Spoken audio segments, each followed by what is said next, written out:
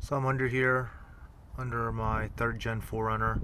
This is 1997, but it's all pretty much the same. I had ordered the steering rack bellows, or the steering rack boots, whatever you guys want to call it, and they didn't show up on time, so I wrapped mine with plastic and zip tied it, and I went off-roading, and it came back more or less okay. But I am going to be replacing these now. Should be pretty easy. I'm going to cut off the old boot and going to replace it with a set from AC Delco. So most of you will be starting with a boot like this. I already removed my plastic bag and zip ties because that was just a fix that I made. All you have to do is cut this boot off. You can use scissors. You can just use a clamp, pliers to remove the clamp right there, and it should come right off. So here we go.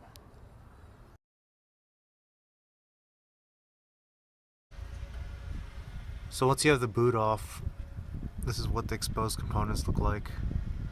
And I'm just going to go ahead and wipe it down, and I'm going to add some more grease to this thing, and then I'll go ahead and reboot it.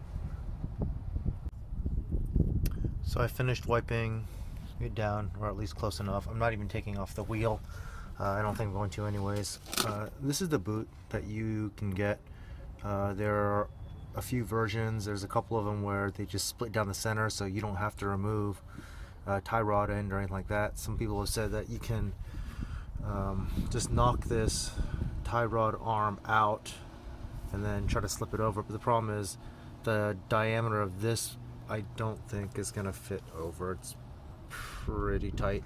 So what I'm going to do is I'm going to mark the tie rod, the outer tie rod, and I'm going to split these two right here, and when I pull it off I should be able to jam this boot in there with some grease, and then wherever I mark this so I don't mess up my alignment. This is going to mess up your toe if you don't put it back properly, or if you're just going to get alignment afterwards. It doesn't matter, you can just ballpark it.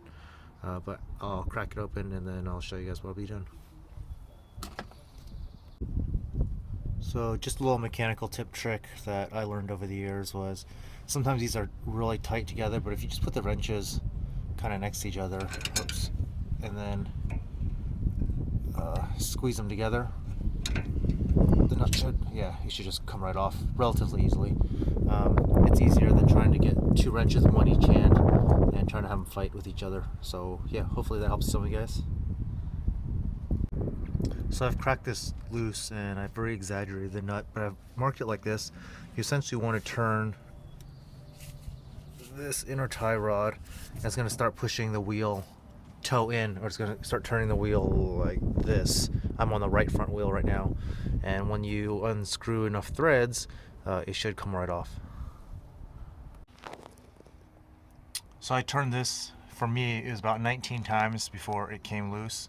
So I'm just going to go back to that mark with a nut, and I'm going to turn this, once I put it back on, 19 times, and I should be pretty darn close. I'll line up the nut afterwards. I'm going to be getting alignment, so it's not as critical. But what I'm going to do now is I'm going to go ahead and slip this boot onto this thing after I grease it. So I'm just going to go ahead and throw some grease at the joint right there, pack it, and then we should be good to go. So I just went ahead, I've greased the inside already. I just do it just because if water gets inside or whatnot, I don't want it to rust. I don't know if it makes much of a difference, but I just slid this boot on. It's pretty simple, and I'm going to go ahead and thread these two back together. For me, it's going to be 19 turns. I decided it might actually be best to have the car or the truck jacked up just a little bit, just so I could take a little bit of pressure off of the tie rods when I'm threading them. I didn't want to cross thread it, so I didn't want to fight the resistance of trying to rotate the tire as I was threading it in. So I jacked it up just to take the pressure off, but it really went in pretty easily. And that's the finished result. I'm just reusing the old clamp, and I use a zip tie for the inner one, but that's how you replace the boot. Pretty easy.